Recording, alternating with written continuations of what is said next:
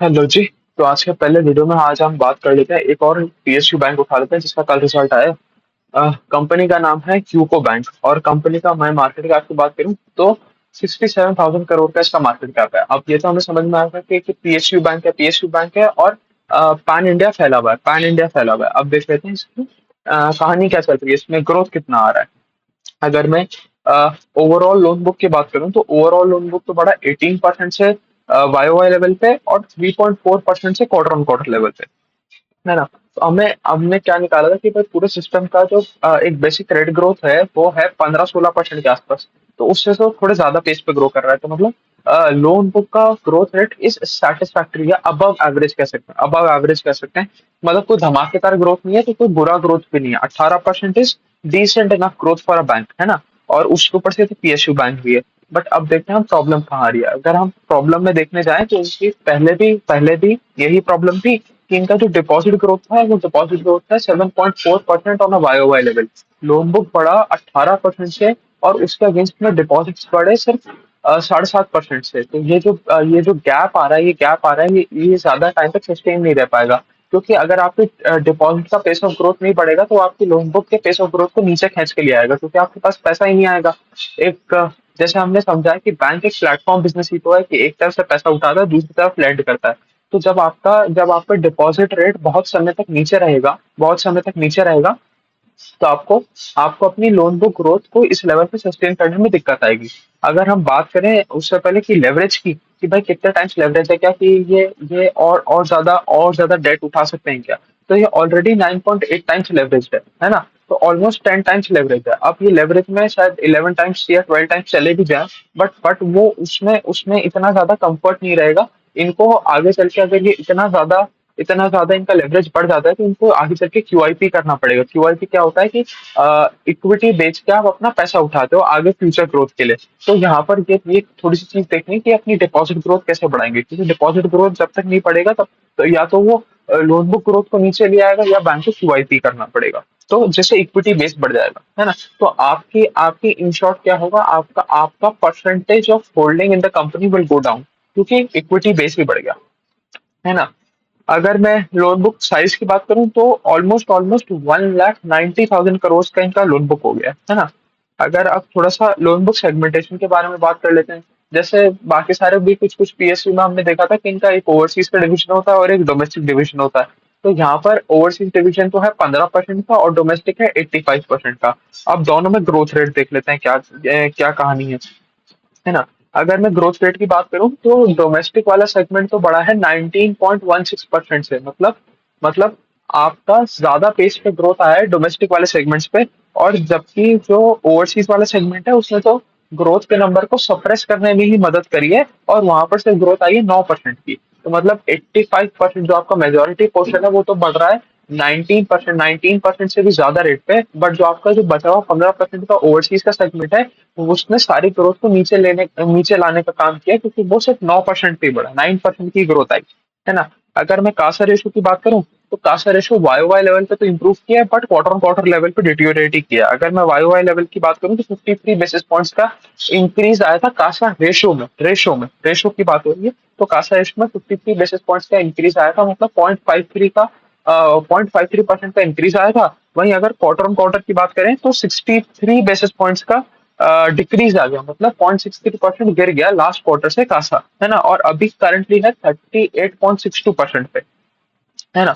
अब हमने समझ लिया कि 100 रुपए की लोन बुक है, अगर 100 रुपए की लोन बुक है तो 85 तो आ रही है डोमेस्टिक इंडिया से और 15% 15 रुपए की आती है बाहर से। अब देख लेते हैं उसके अंदर भी क्या क्या सेगमेंटेशन है। उसमें अगर मैं बात करूं तो इसको अपन चार मेन सेगमेंट्स में डिवाइड कर सकते हैं। एक हो गया रिटेल, एग्रीकल्चर, एमएसएमई और कॉर्पोरेट। तो ये जो रैम वाला पोर्टफोलियो है, रैम क्या हो गया, रिटेल, एग्रीकल्चर और एमएसएमई। ये तो है 61% of the total, 61-62% of the total loan book, है ना। और ये जो बचा हुआ कॉर्पोरेट वाला है 38% of the total loan book.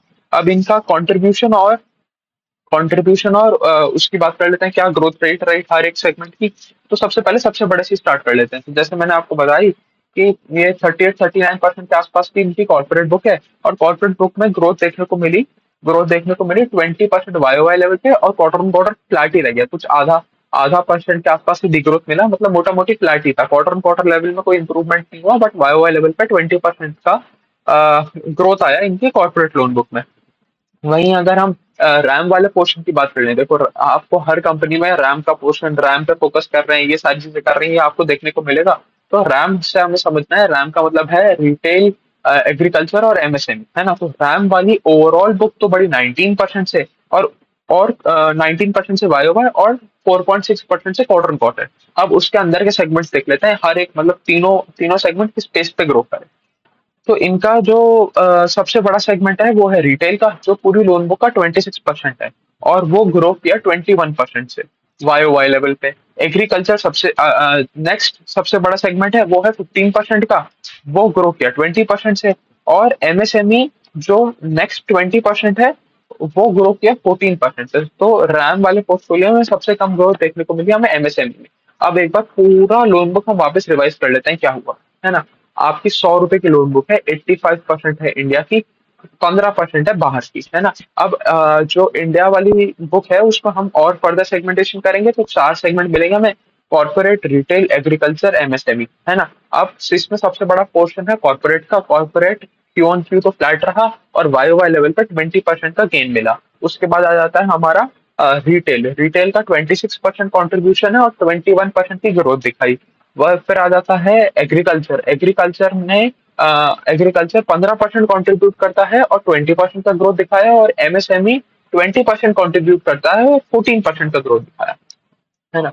अब थोड़ा रिटेल के अंदर सब डिविजन में आ जाते हैं, एकदम अंदर घुस के देख लेते हैं क्या चल रहा है। रिटेल में अगर मैं बात करूं तो इनके दो तीन मेजर ही काम है। एक तो है होम लोन देने का, एक है व्हीकल लोन का, और एक है पर्सनल लोन का। ये तीन मेन सेगमेंट है, बाकी तो छोटे छोटे बहुत सारे सेगमेंट है, उनको छोड़ देते हैं। तो लोन जो होम लोन सेगमेंट है वो है 57% of the total retail book. Retail book की बात हो रही है, तो 57% of the total retail book है होम लोन, और होम लोन बढ़ा 20% वाई लेवल पे।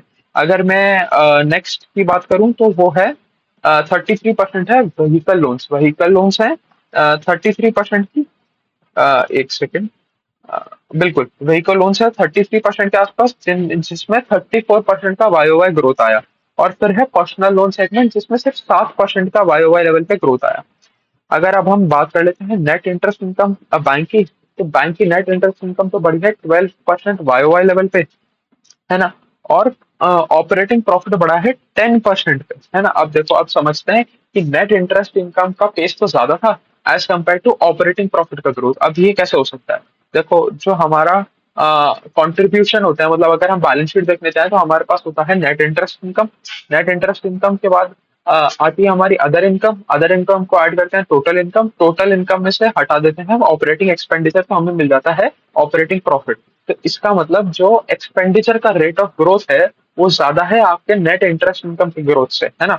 तो मतलब पिछली आपने अपने नेट इंटरेस्ट इनकम में तो ग्रोथ दिखाई 10% की, बट आपके जो ऑपरेटिंग एक्सपेंसेस हैं उनमें ग्रोथ आ गई 15% की या 20% की। इस वजह से आपका ऑपरेटिंग प्रॉफिट कम बढ़ा एज कम्पेयर टू आपकी नेट इंटरेस्ट इनकम। तो यहाँ पर हमें वही देखने को मिला कि नेट इंटरेस्ट इनकम बढ़ा 12% से, और आपका ऑपरेटिंग प्रॉफिट बढ़ा 10% से।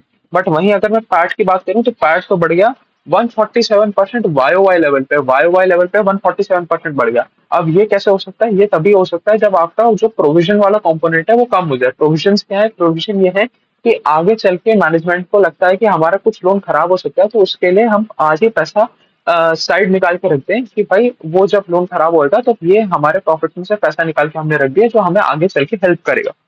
तो इन्होंने अपने प्रोविजन ही घटा दिए। इन्होंने अपने प्रोविजन 22% से कम कर दिए वाई लेवल पे, है ना।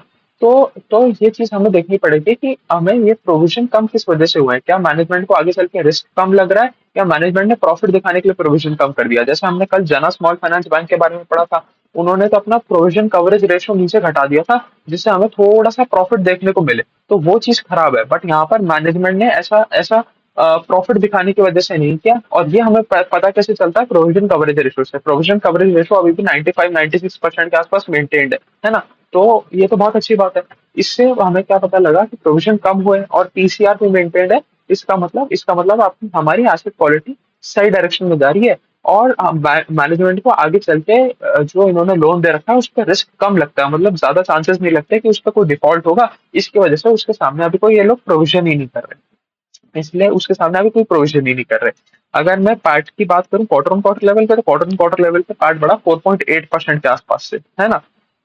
अगर थोड़ा सा इनके ब्रांचेस की बात कर लेते हैं तो इनकी करीबन 3200, मतलब 3230 ब्रांचेस हैं पैन इंडिया। पैन इंडिया इनकी 3230 ब्रांचेस हैं, कुछ ओवरसीज ब्रांचेस हैं, और इनके करीबन 10,000 के आसपास बिजनेस कॉरेस्पॉन्डेंट्स है ना।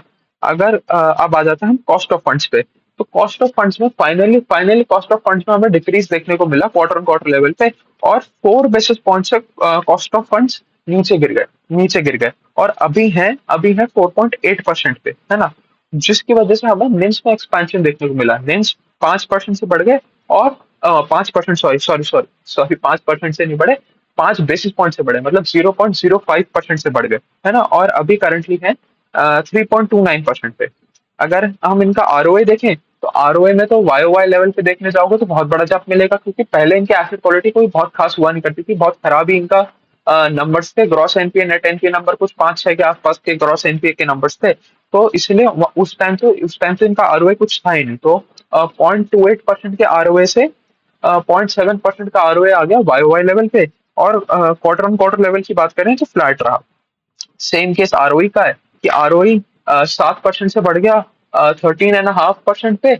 ये है हमारा वाई वाई लेवल पे। और क्वार्टर ऑन क्वार्टर बेसिस पे देखें तो इंप्रूवमेंट आया 13.1% से 13.5% का, है ना। तो ऑल इन ऑल तो डायरेक्शन तो सही है, बट अगर आप अभी भी मतलब आरओए के नंबर में देखोगे तो बहुत इंप्रूवमेंट का स्कोप है।